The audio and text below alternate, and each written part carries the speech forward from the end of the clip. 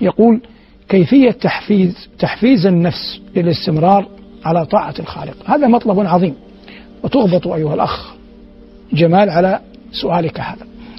الإنسان يقع منه الإحجام، يقع منه الفتور، يقع منه التردد أحيانا، وهذا ضعف ينتاب الكثيرين، ونحن منهم. نسأل الله عز وجل أن يعيننا على طاعته.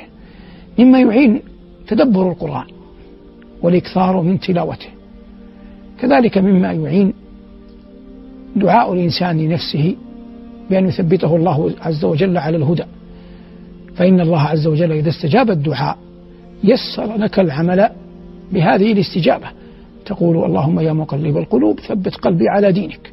كذلك مما يدفع الإنسان للطاعة أن ينوع في العبادات في الطاعات، لأن ذلك أبعد للملل وأنأى للإنسان عن السآمة. فكلما خالف الإنسان بين أفعاله وأقواله، بمعنى خالف جدد ونوع وتخير، ذلك كله يعين.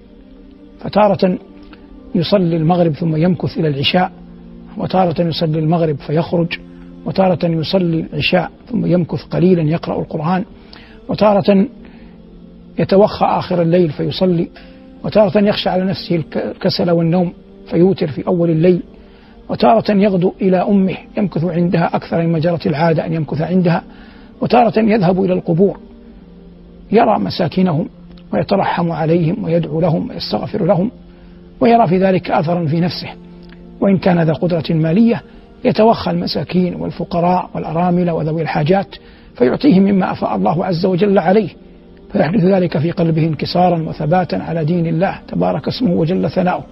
وأحيانا، وهذا حسن جدا، يتدارس العلم مع المسلمين مع المسلمات كل بحسبه، ويسمع من الفوائد ما يعينه على الثبات على الدين، فإن العلم تدفع به الشهوات، فإن العلم تدفع به الشبهات، كما أن الإيمان تدفع به الشهوات.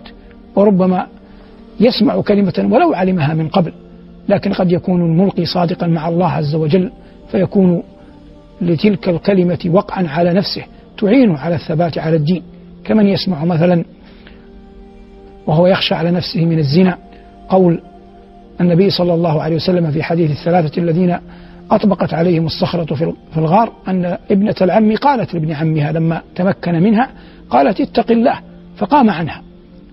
فالإنسان إذا سمع مثل هذا الحديث يردعه عن كثير من المعاصي التي تزين له. وكذلك في خبر نفسه: ذلكم الذي أعطى الأجير أجره، يجعله يرتدع على أن يبخس الأجراء حقهم، وأمثال ذلك مما يسمعه الإنسان من كلام الله أو من أحاديث رسوله صلى الله عليه وسلم.